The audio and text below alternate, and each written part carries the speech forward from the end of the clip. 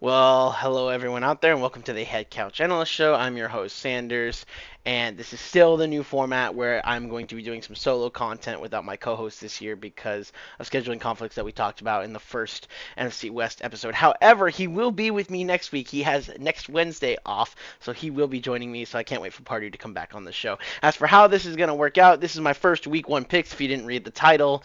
And this is kind of like a boring way to do it where I just go into the NFL website and like pick games off of it, but like honestly, I need to figure out something more that I want to do with it than just going to the NFL website. I don't know if I'll figure that out this season. I'm just trying to figure out how I want to do solo content this year and make solo content that's like 15 minutes or less, so that way I don't give you guys hour and a half long episodes all the time like the podcast style format episodes are. So consider this more like highlighted content this season than it will be anything else. So I'll try to make the formatting in such a way where you guys will always be able to consume it in about 15 minutes or less, maximum of 20 to 30 minutes, hopefully. But the goal is to average out on 15 minutes of video. Also, if you guys ever see me looking this way for a second like this, it's usually because I'm looking at how the settings are going on this video and making sure that the quality is good for you guys, at least with the setup and the stuff that I have now for it. So let's get right to it here. We have the Saints and the Falcons here. So Marcus Mariota is starting for the Falcons. We got Jameis Winston. I mean, if we're going just based off a quarterback here, I like Jameis Winston much more than I do Marcus Mariota here. So based purely on that, not really knowing how the head coaching situation is going to work out for the Saints, I'm going to go with the quarterback matchup here. Pick Jameis Winston. Michael Thomas is supposed to be back.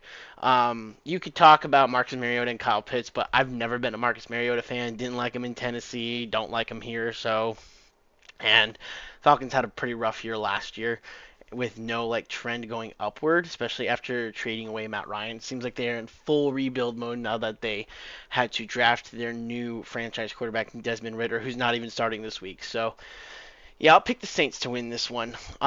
Real quickly on this here, if you go to my Twitter account, which I think most of you follow me on Twitter already, you'll know that I picked the Bills to win this game. I actually put a bet on Bills minus 2.5, Denver money line, and Baltimore money line. So those are like my three picks, just given away right there already. So, but I'll still talk about those games. But just so you know, I did pick the Bills to win that. So I did start 1-0 this week, which is pretty cool. Browns versus Panthers. So here's the deal with this: the Browns are not as talented as they used to be.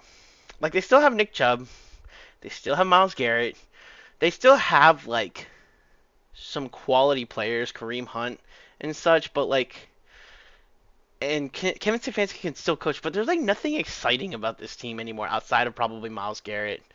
I could see a situation where like the Browns ram it down the Panthers' throat, right? But I feel like even though I don't like the Panthers, I'm going to take the Panthers here for one reason only, and it's not Baker Mayfield actually. The whole Baker Mayfield revenge tour thing, I'm not on that because I was not a fan of Baker Mayfield in the NFL until Kevin Stefanski became his coach.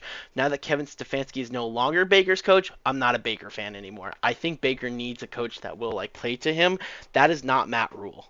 Oh man, I wish if you guys were listening a couple years ago when Kevin Stefanski was first hired, I was ecstatic and I said Browns will make the playoffs this year. My co-host called me nuts. Turned out they made the playoffs that year. It was just a perfect fit, and Matt Rule's not a good fit for Baker Mayfield. The one reason I will pick the Panthers to win this game, Christian McCaffrey. He's healthy. It's a generational talent, difference maker.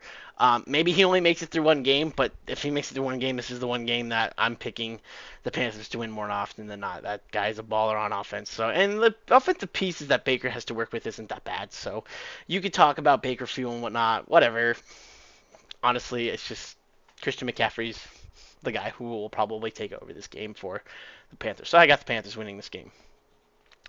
49ers Bears. So it was just announced that George Kittle will be out for week one. That's not good for Trey Lance. But on the other hand, the Bears roster is bare like a cupboard to put the classic way that NFL analysts like to call it when they're trying to be nice about a team's lack of talent. So I'll be nice about it today too. That's really all I got to say about that. 49ers have a great roster. They still have like their Super Bowl roster from last year. I mean, they only made it to the AFC Championship, but it's a Super Bowl like talented roster. Bears don't have that. 49ers. Next one. I see a lot of things about how like people are thinking the Bengals are going to take a step back, and if by take a step back you mean not make the Super Bowl, sure, I believe you. but I don't believe you in any way else. This is still an amazing team. The Steelers will be a well-coached team, um, but I need to see Mitch Trubisky actually do well with the weapons that he has in Pittsburgh. And it's not like the weapons that we've seen in an NFL game be like fantastic. Deontay Johnson's good, right? Najee Harris is great. The offensive line has some questions. Obviously, the talent on defense is incredible, and that's where Mike Tomlin's bread and butter is. So they could easily shut down Joe Burrow in the offense.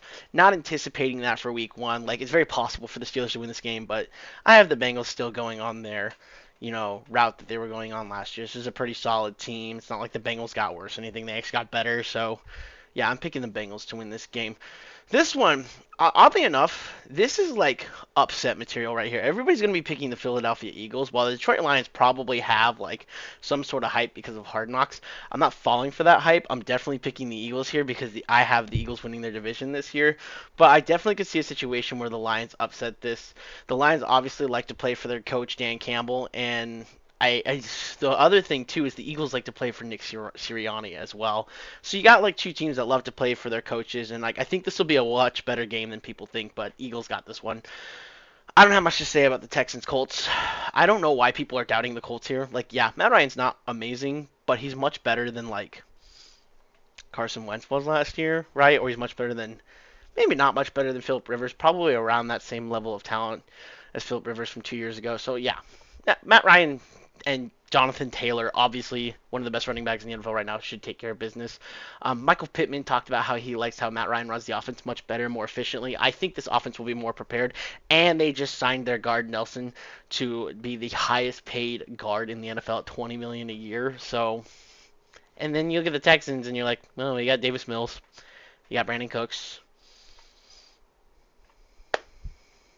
Anybody else? No? Okay, moving on. Colts win. Patriots Dolphins. Listen, I had the Patriots going 10-7 in my week 1 not my week 1, my NFL season prediction, and I made a reaction to those predictions that I made because I predicted everything in a vacuum. I predicted without context. And the Patriots going 10-7 to me is kind of mind-blowing, and I don't believe it. I don't know if Mac Jones is like I think he's good.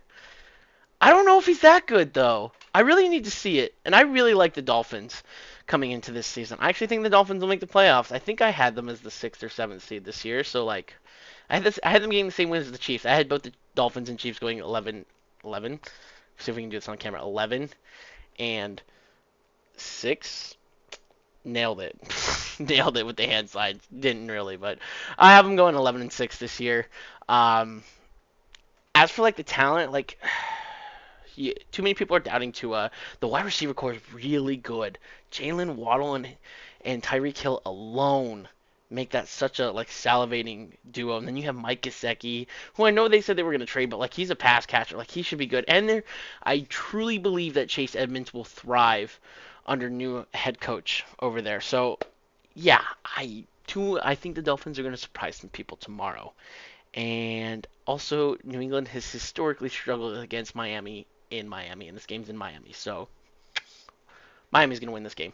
I really don't need to say much about this. Like, Joe Flacco revenge game be damned. Like, he has the opportunity to beat all 32 teams. The possibility is there. I really like the weapons that the Jets gave to technically Zach Wilson, but in this case, Joe Flacco. I can't say that I'm as knowledgeable about the defense as I probably should be about the Jets. But obviously, Robert Saleh is a defensive-minded guy, and he'll have a game plan for them. For those who are saying this game is going to be close, Baltimore has not had a close Week 1 in a long time. They usually floor their Week 1 opponent. You can just look at their last, I think it's the last 4 years. Lamar Jackson has always popped off in Week 1, and now that he hasn't signed a contract, I anticipate Lamar Jackson will pop off. Their roster is also super healthy compared to what it was last year, so... yeah, I really don't think this is going to be much of a game, as like some people are like claiming that it could be. Joe Flacco could surprise, like he could actually have a veteran, moment and beat his former team and join. I think it's just Peyton Manning and Tom Brady, also Brett Favre. I don't know that one where he's one of the few quarterbacks to beat all 32 teams. Don't quote me on that stat, but I know Joe Flacco can do it if he beats Baltimore. So moving on, Jaguars, Washington. Believe it or not, I actually think the Jaguars have this one in the bag. This is one of my sleeper teams here. And by sleeper teams, I mean like they'll win 7 games. They'll go like 7-10.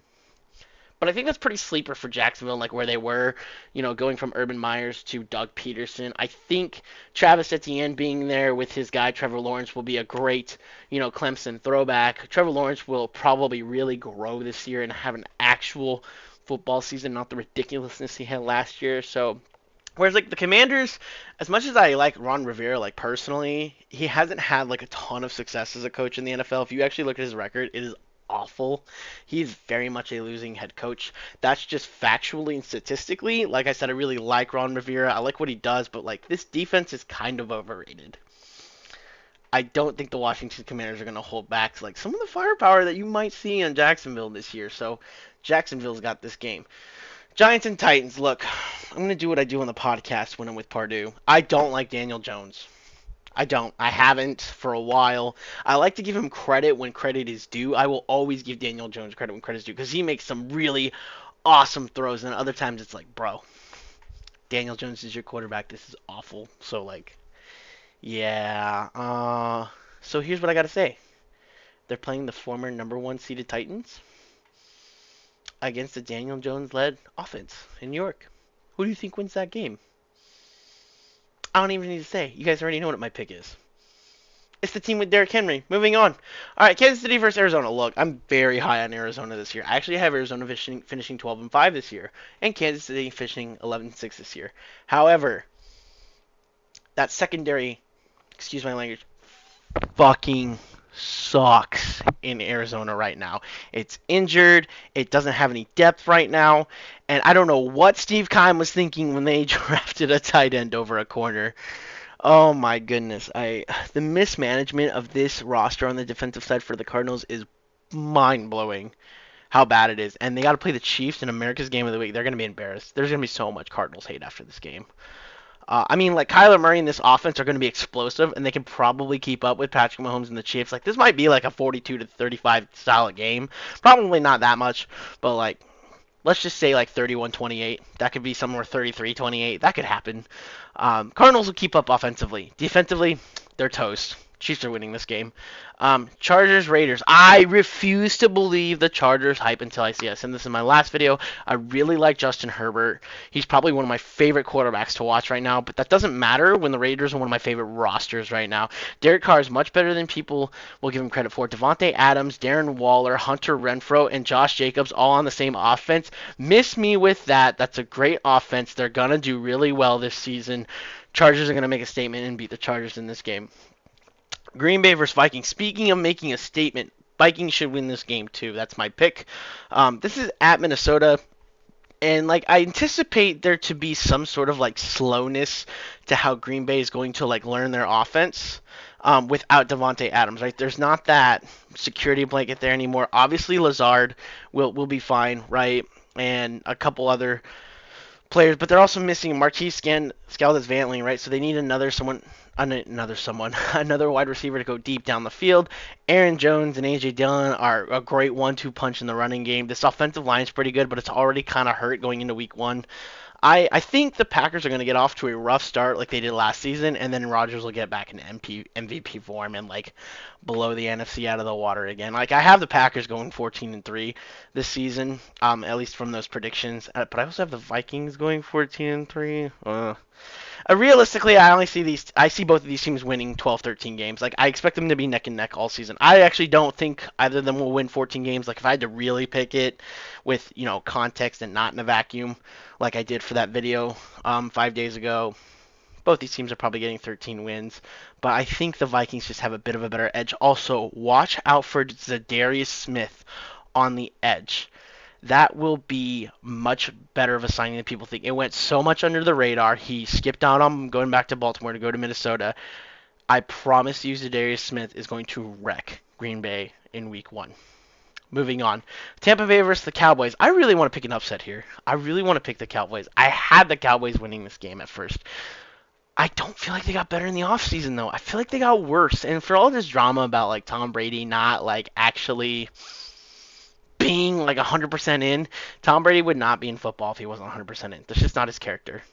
If you have been watching football for the last 21 years, you would know Tom Brady is 100% going to want to win every single game, no matter what. He's that type of competitor. If you've watched any of the ESPN stuff on Tom Brady or his documentaries, you would know this guy will not play football if his heart's not in it. So I don't think the Bucks are going to miss Gronkowski that much. They will miss him. They will. Like the tight end position is going to suffer, but I don't think when you have like Julio Jones, Russell Gage, Mike Evans, and Chris Godwin that it's going to matter that much. So I know Chris Godwin's a game time decision, but then I look at the Cowboys and I'm like, where did you get better? You didn't. You're more or less the same. I do like that they said they're splitting carries between Ezekiel Elliott and Tony Pollard. That is a good thing. The Cowboys should really benefit from that. There's a chance that the Cowboys win this game, but I'm giving it to the Buccaneers here. So Bucks start off 1-0. Okay, this last game here. I don't need to talk about this. Seahawks don't have a quarterback. They have Drew Lock and Geno Smith. I wouldn't be surprised if Drew Lock gets time in this game. Christ. This offense is awful. Like, DK Metcalf is on this roster, and I love DK Metcalf. I think he's like a top 15 receiver. But my God, the rest of the Seahawks roster is either young or not great. I mean, Pete Carroll could maybe coach around Russell Wilson's tendencies. That's a possibility. Like, an upset is possible because Pete Carroll will be able to coach around Russell Wilson's tendencies. But outside of that, guys, this Denver roster's way too loaded. It's way too loaded. And Russell Wilson will have so many weapons. Yeah, Broncos. It's the Broncos, guys. I can't drag this out anymore. So, anyways, there's my picks for this week. Let's recap it real quickly. I had Buffalo winning. I got the Saints winning. I got the Panthers winning. I got the 49ers winning. Bengals, Eagles, Colts, Dolphins, Ravens, Jaguars, Titans, Chiefs, Raiders, Vikings, Buccaneers, and Broncos. That's it. I will see you guys on the other side. Guess what, everybody? Football is back. Let's go!